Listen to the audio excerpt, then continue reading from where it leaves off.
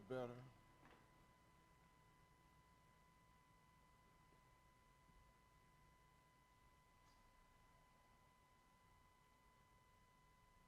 Hey, baby. Okay, so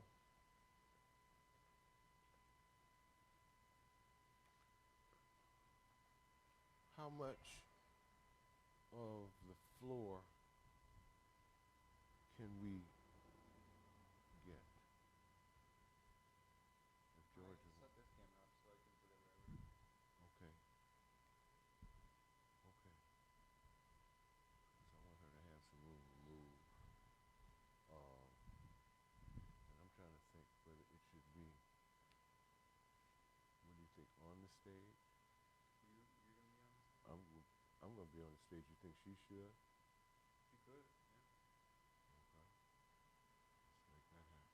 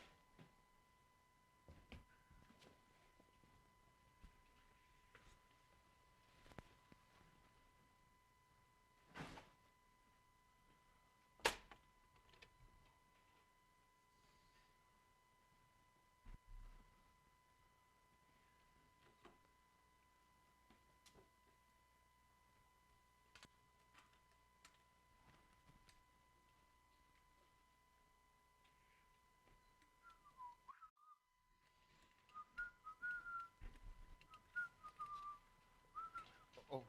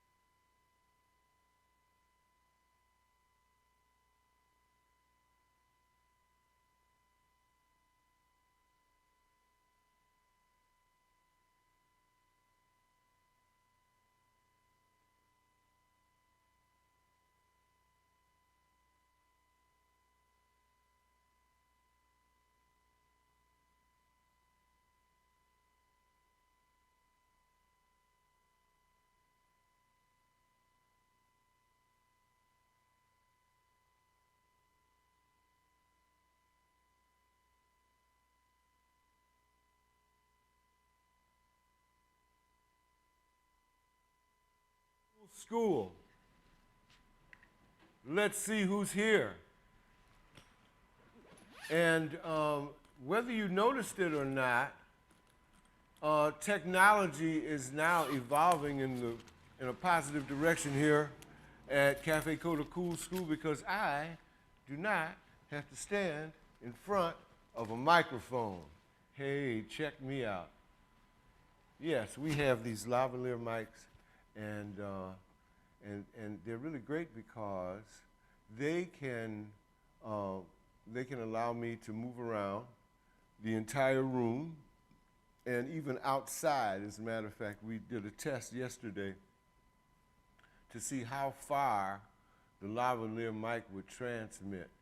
And we got across the street, halfway down the parking lot driveway, and it was still kicking. So, you know, you can hear me, but I might be anywhere. Okay, so that's kind of fun. And we have the wonderful Miss Georgia Corner here. Flash to Georgia. There she is. Okay, there she is. And, okay. And so what we're going to do today for Cool School is we're going to talk about the association of sound and motion, okay? 1 second. I'm going to get my chalk. And let's see who's tuning in. Anybody tuning in today?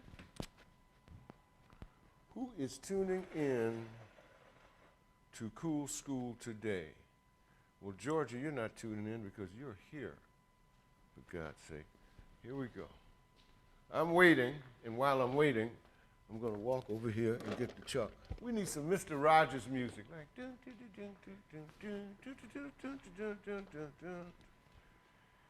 hi, I'm back. This could be I don't know. I think Mr. Rogers should have been a brother. If Mr. Rogers was a brother, he'd probably put another kind of thing on it. It's a cool day in the neighborhood, a real cool day in the neighborhood. And I'm hanging out with my neighbor. Yeah, you know. Anyway, what is today? Today is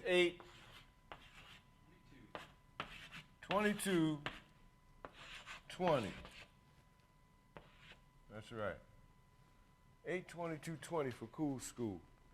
And I know that my friend Micah is documenting this, right? We're not only streaming, but we're documenting. That means that whatever we do, becomes part of our archival history. So, that means that we never lose it, right? So, I want to talk a little bit about, let me see, what did I do with that chalk? Did I put the chalk back in the box? You know, I got this big bottle of ginkgo biloba for your memory. And supposedly, if you take this ginkgo biloba, you'll have a great memory. It'll improve your memory at least. And so I got this big bottle. I can't remember what I did with it. It's somewhere in the house. As soon as I can remember what I did with it, gang, I'm going to start taking a double dose. Right. So the moral to the story is take the ginkgo biloba before you leave the store. Right, okay. So we're going to talk about sound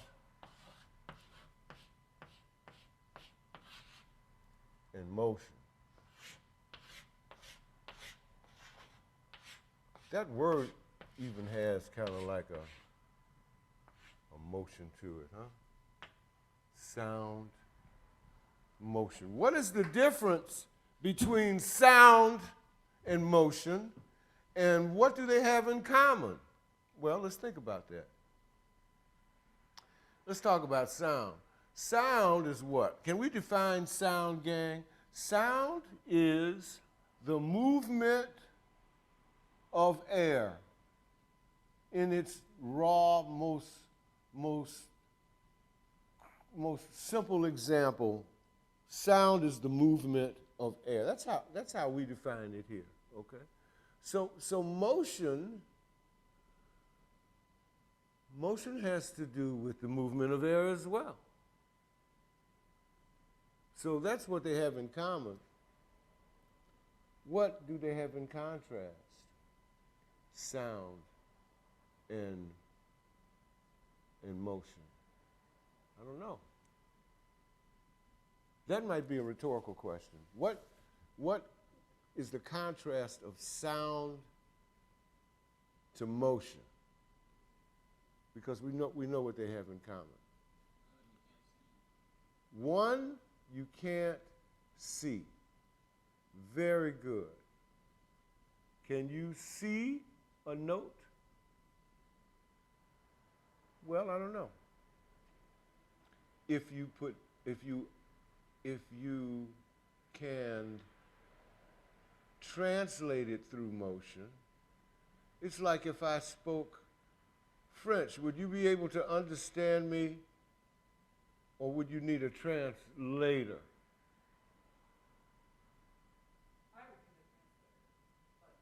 You would need a translator. We're about 12 feet away, so you can take that thing off your mouth. Okay. Okay, cool.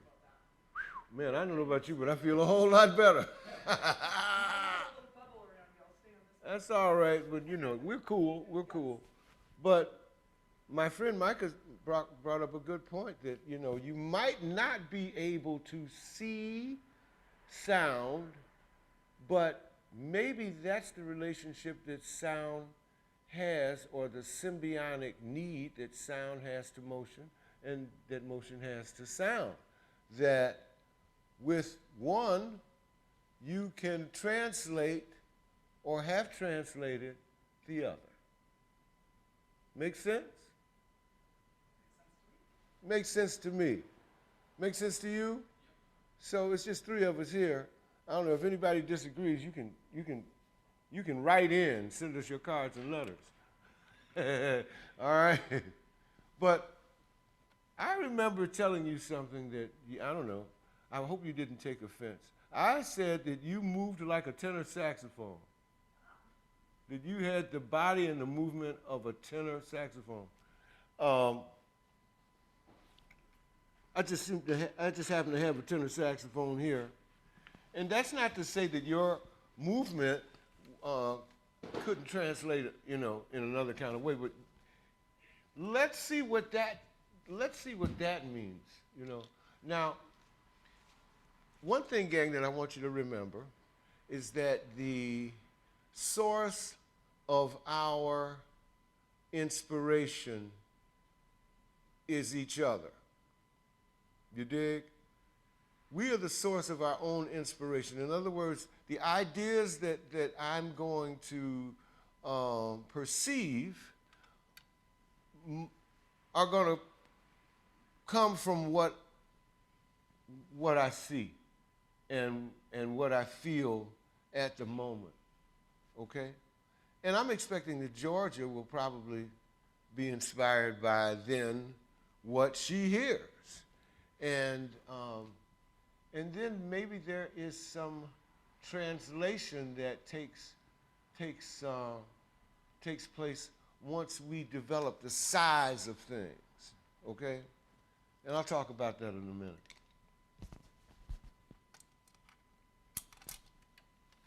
But I'm going to tell you what note I'm going to play. I'm going to kind of, you know, fundamentalize this a bit. I'm going to play concert F. I'm going to play F. F.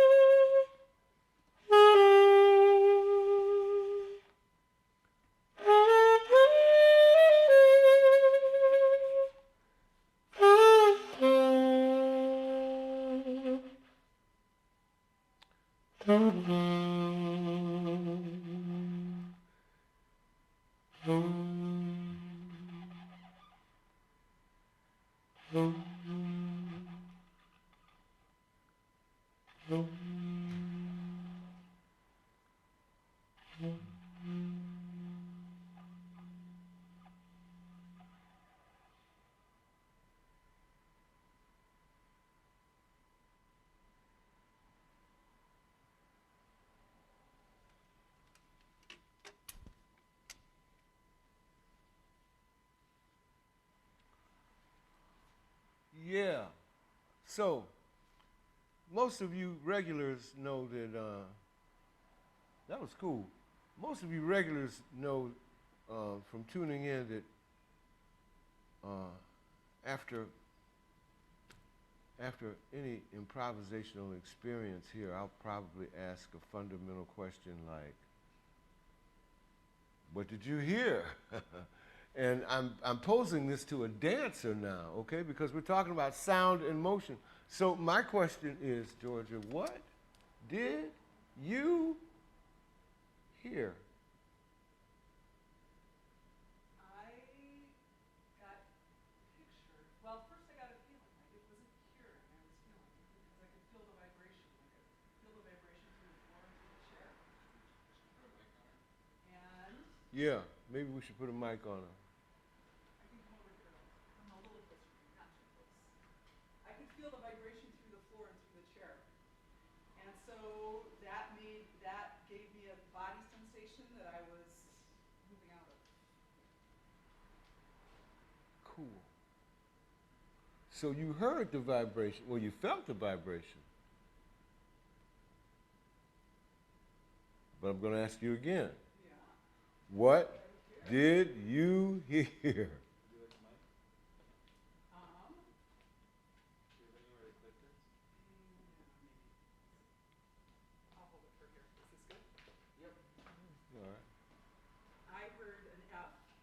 So I heard a note that was medium pitch and long and breathy and sustained. And I moved off of that vibration. And then as the note developed, it changed its pulsing. And I took a basic movement and I was hearing the change in timing. And Okay. I Is was she on? hearing the echoes that were the note but then the octave above. And I was hearing There you are. and I was hearing the echoes of the note and the octaves above and below, and I was hearing the connection between going into the next thing, into the next, like the connections you were making between those. Okay. And Okay, so let me ask Yeah. you, let me pull something out of that. Octave, that term octave, that's a musical term, and actually it's really refreshing to hear a dancer or someone who is not necessarily a musician predominantly use that to explain motion. Okay? Yeah. So, I'm going to play. but it's like an echo, right? So like I'm hearing, I'm always listening for the patterns that I hear, and sometimes I hear that as a pitch pattern, and sometimes I hear it as a series of notes pattern. Okay, so I want to talk about octave. Yeah. Okay, so I'm going to play an octave, and I'm going to see what that does for you. All right? Okay.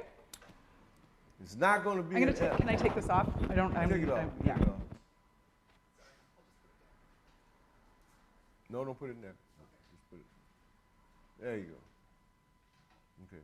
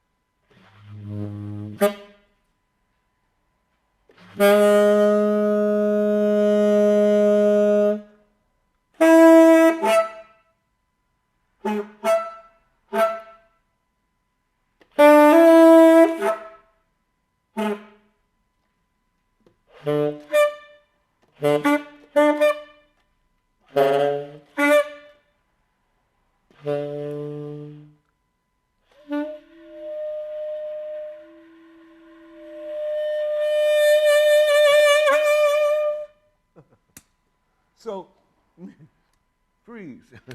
um, what does the, what is more impactful? I think I know this answer for you as a dancer.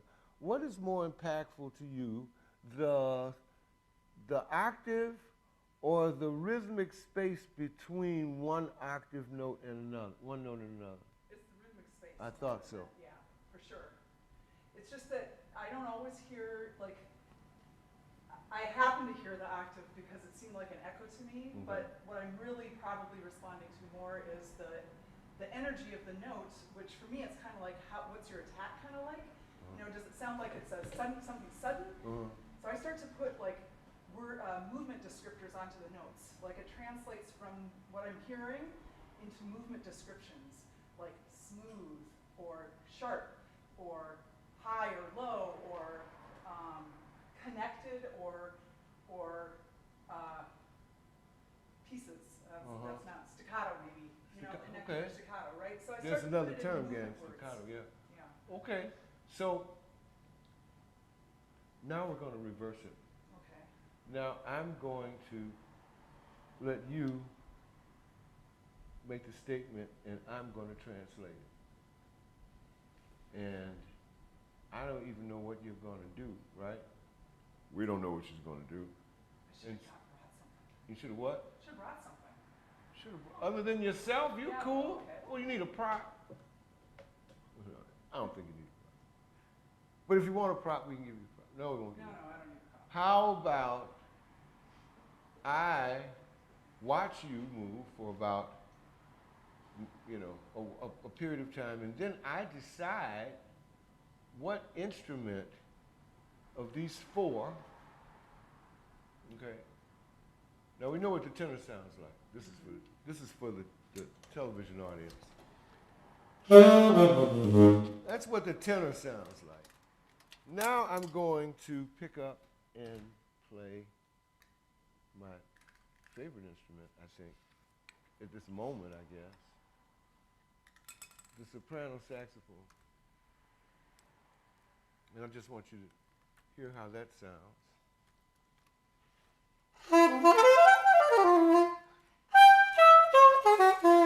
Well, it's very early, okay? And flute, which is my mother instrument.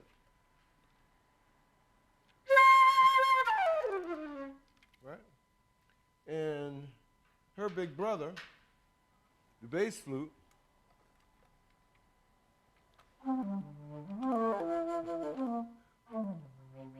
Okay? So,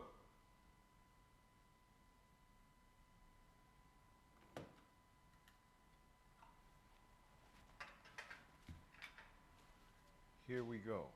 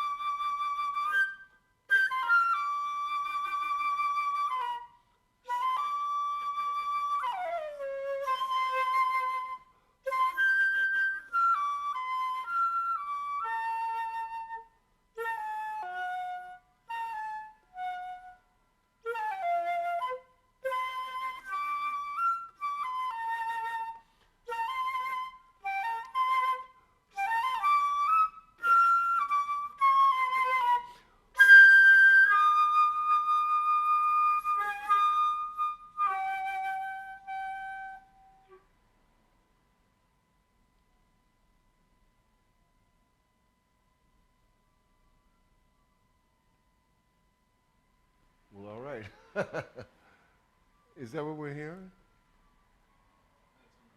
Oh, okay. So, do you have any questions for me, Ms. Corner? No, but I think it's interesting, because usually when I start, you always choose food. That's interesting. Well, I really, Yeah, I always choose food. not always, but very often. I wonder why. Well, that might bring to the question what you could probably ask me. What did I see? Yeah. Okay, well, what I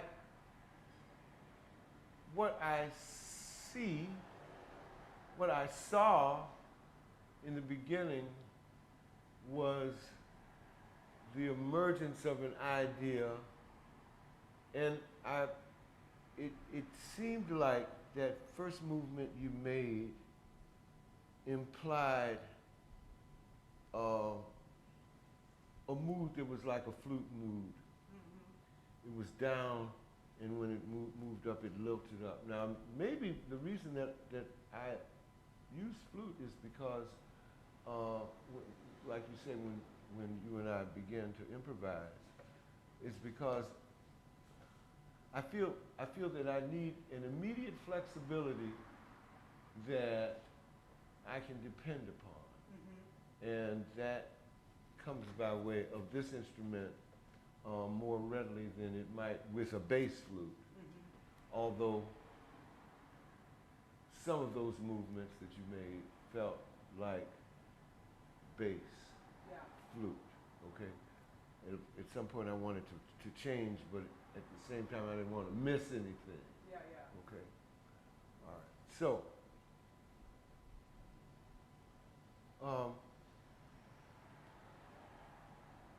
So you brought up something I think that it's not obvious that sound and movement share. pick up sorry. the mic. You brought up something I think it's not totally obvious that movement and sound share it, but that is feeling, right? So when you watch someone move, our brain, like, we can feel that. Like, that's what's so exciting about watching, like, a great football player or whatever, is like you see them jump and you can kind of feel it yourself. And I feel like the same thing is with sound. You know, I was saying how I felt those vibrations, and I can feel like the energy of the note, like the energy of the air going into the note. So I feel like that feeling is something that's shared, but it's not always obvious. So, Yeah. and I feel like when I'm working with you, that's really more what I'm pulling off of. I mean, yes, I'm thinking about what note I'm hearing, and I'm thinking about the pulse that I hear, but it's also, it's more of a feeling thing, I think. Well, that's very flattering. Thank you. I think. So, let's talk about improvisation for a minute, and how, and we know that sound, of course, can be improvised, and motion it can be improvised, and together those improvisations can collaborate, which is kind of like what we're doing. But what we didn't have is a theme. I believe, and those of you who might want to debate this can send in your cards and letters, okay? But I believe that any good improvisation is about something, okay? So, let's see if we can entertain a theme, you and I, and improvise in sound and motion a collaboration on an idea. Micah, do you have any ideas? Micah's a very smart young man. He looks like he's about 47 years old, but he's only 22. He's got a lot of wisdom. No, he doesn't look like he's 47. He looks like he's about 19. Every time he comes in here, I want to check his ID before I sell him a drink.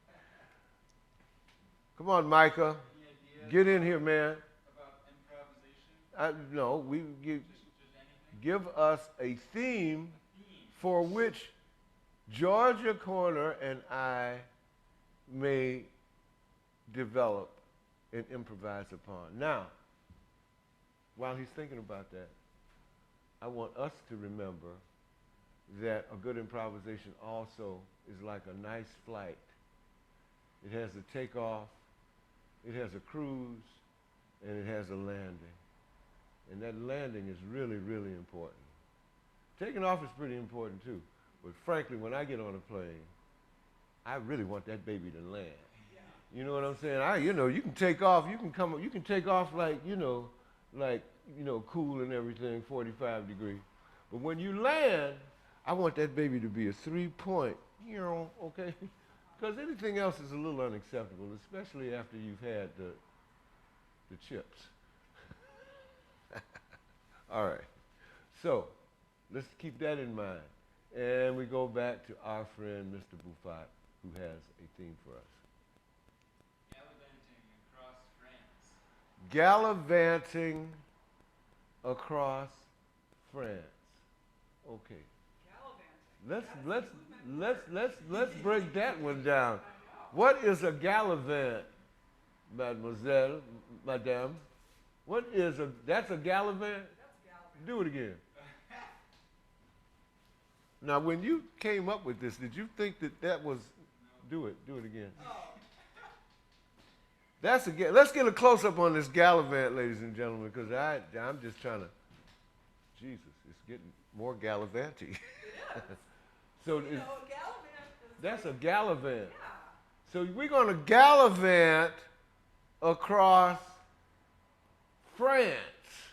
Now, I've been to France a number of times. Actually lived in Montpellier for a few months.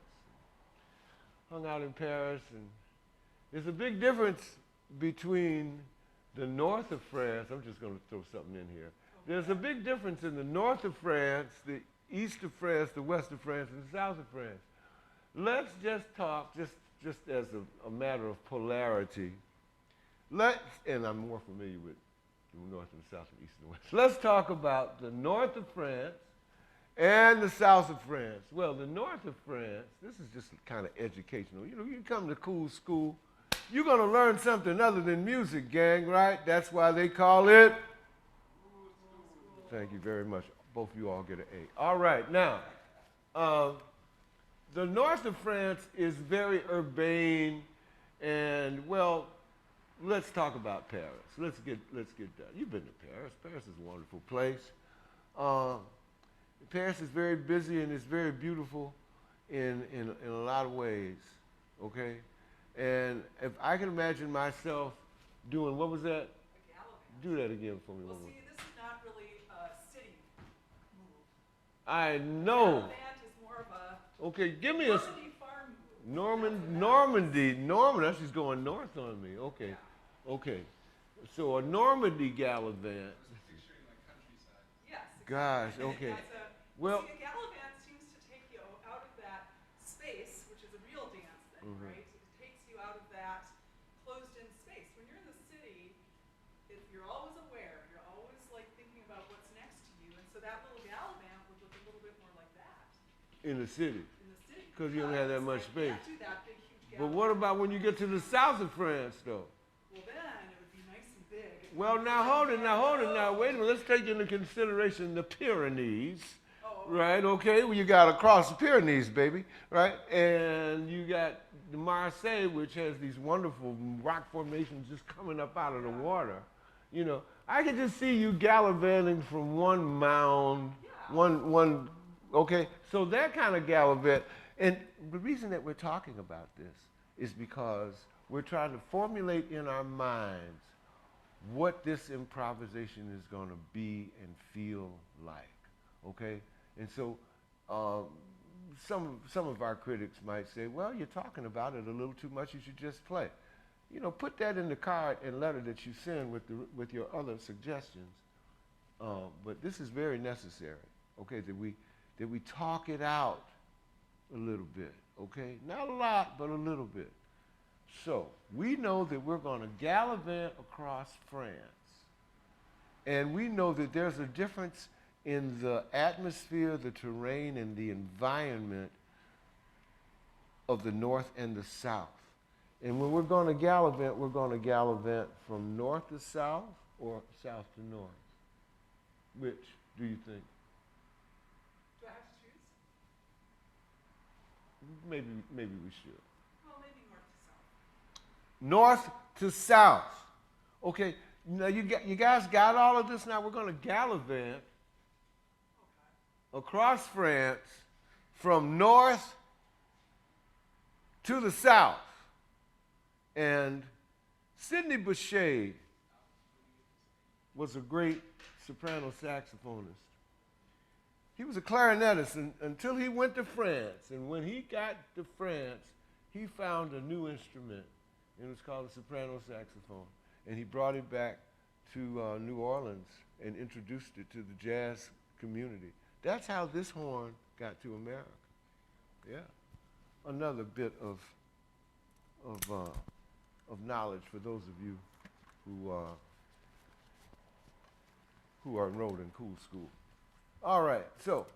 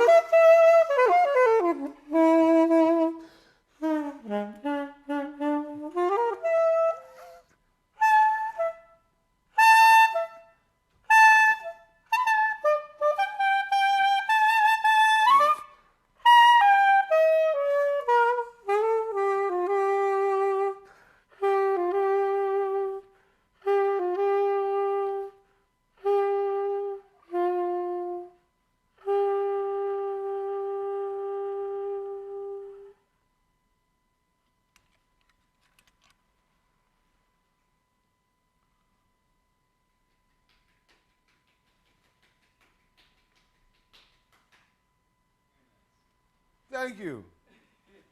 Now, Georgia, since you're here, you're the only person I can really ask.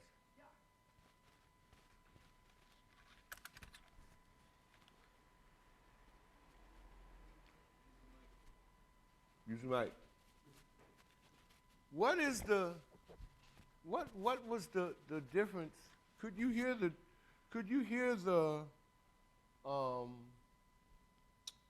the excursion? Yes, I felt like sound-wise, like my response is pretty, sort of right on the edge of the moment there, but I felt like I had more moments to be more expansive, where I could just like put my feet anywhere, and places where I had to be like much more controlled and specific. Like, okay, I can't just go anywhere. I have to be a little more circumscribed, a little bit more careful about things. So that was kind of like feelings-wise, that was kind of how I took that basic movement and felt like I changed it up that way.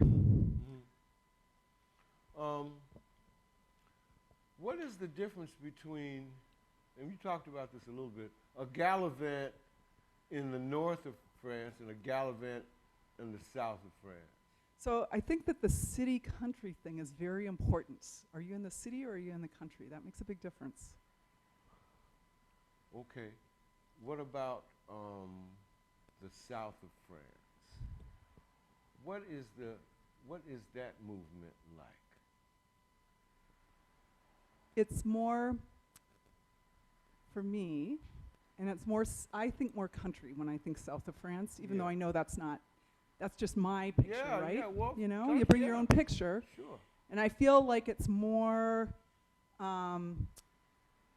it's less, let's see, it's a more relaxed feeling, like it feels more relaxed, but it's also got kind of shape and boundaries on it. That's what it feels like. And it's not just like throw your energy anywhere, it's more like put the energy out and let it slide and glide, but it's not just anywhere, it's not like all over the place. It's got places to, like boundaries to it. Okay, let's try to be a little self-critical here. Yeah. Was there any place where you were where the music was not? I feel like I was trying to go to the Pyrenees, and I don't feel like the music went there. Okay. That was in the South. In the South, I was thinking about those mountain mounds coming out of the Mediterranean, and watching your leg move from one to the other. Yeah, yeah. Like you're just really, you're Yeah. like giant woman. Yeah. From one. That was my image. In the city, you were more part of the proletariat. Yeah, yeah. Okay, so in the South, you developed this other kind of majesty Yes. that just kind of tipped over the terrain. When in the North, you were more part of the tapestry of Right, exactly. the thing. And you kind of have to fit in more. So I feel like there's more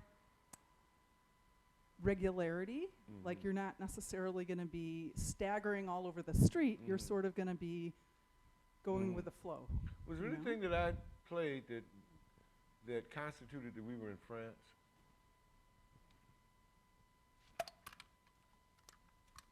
I'll play it again.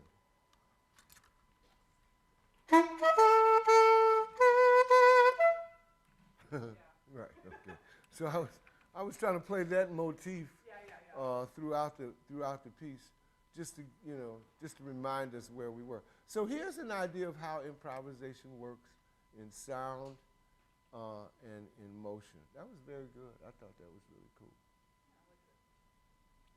I like that. It helps for movement generating. I like words, moving words are really nice, and especially ones that we don't hear all the time. Walking is one word, but we're sort of used to that. Gallivant. Gallivant has a real, it's like gallivant. I'm never going to forget that word or what it means. Yeah,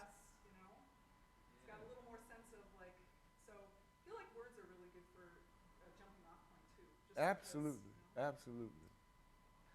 Okay, well, I've played all three of these instruments here, and haven't really played bass flute, and we have about another 5 minutes, and I it's would like a haiku. haiku. Okay, what is a haiku? I think it's 5 syllables, 7 syllables, 5. I can't remember. It's like a poem, right? It's a poem And with it's short. a very short poem that has limited words and limited syllables, but is poetic and rhythmic. Yeah. Okay. Haiku. Check it out. Another thing we learn at.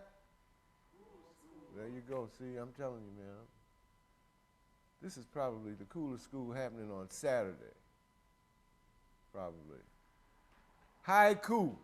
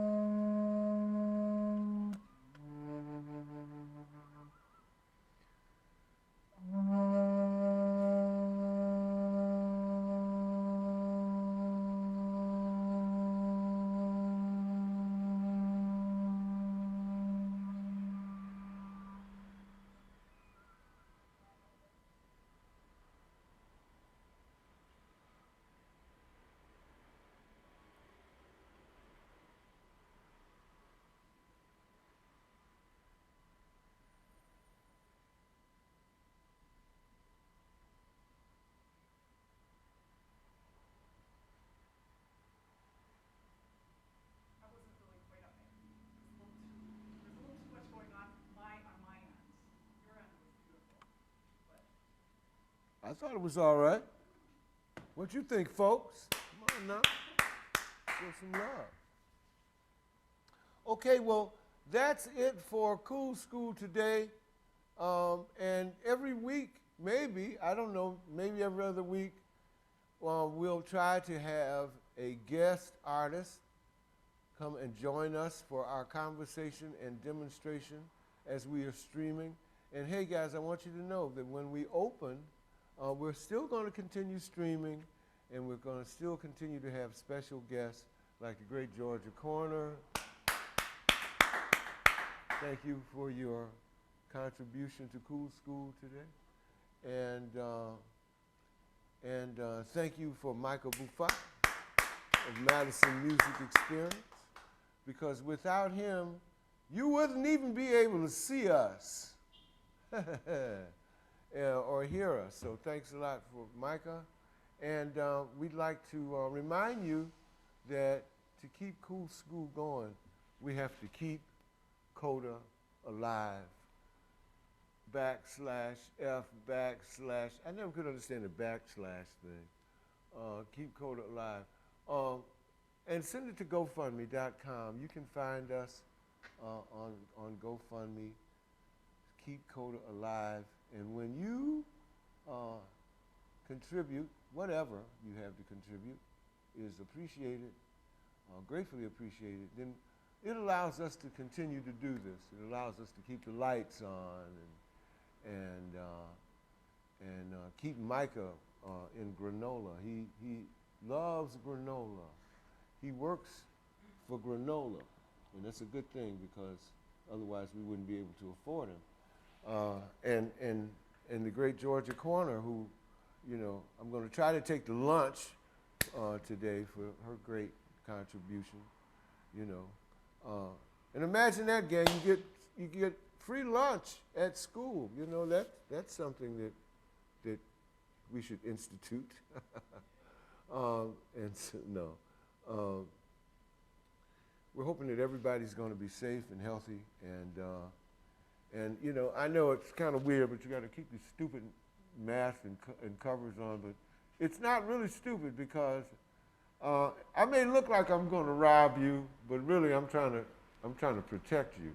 This is actually something that I'm doing for your benefit. And believe me, as a kid of the 50s, that you know, that's something that's yeah, you know. We were either going to rob a bank or we had a bad sinus problem. If we wore a handkerchief like thing. Oh, you got it back on. Yours is nice. Yours looks like a Georgia O'Keeffe design. Yeah. Yeah. Well, it had, you know, they said a lot about Georgia, you know, about her stuff. It's beautiful. Okay, so is there anything else that we would like to add? No? We have Wilder Dietz tonight. Wilder Dietz is a piano player, and boy, is that a wonderful name. Wilder Dietz. Talk about breakfast cereals. That could be a breakfast cereal. And you would probably, a rapper. I'm Wilder Dietz, and I'm cool as hell, and I'm Wilder Dietz on the beat. Wilder Dietz is a fantastic pianist, and we're having a little fun with his name now. But you know, only a guy with a name like Hana could, you know, could say such things, you know. I just love it when I get a call and goes, "Hello, Miss Taylor. I'd like to talk to you about your insurance policy." I go, "Ain't nothing happening here, brother." To see the look on their faces, I wish I had streamer vision on the phone when they go, "Mrs. Taylor, I would like to talk with you." I say, "Yo, what do you want to talk about, brother? Talk to me, baby." Anyway, that's enough for Cool School. Black Lives Matter. Power to the people. We'll see you next week.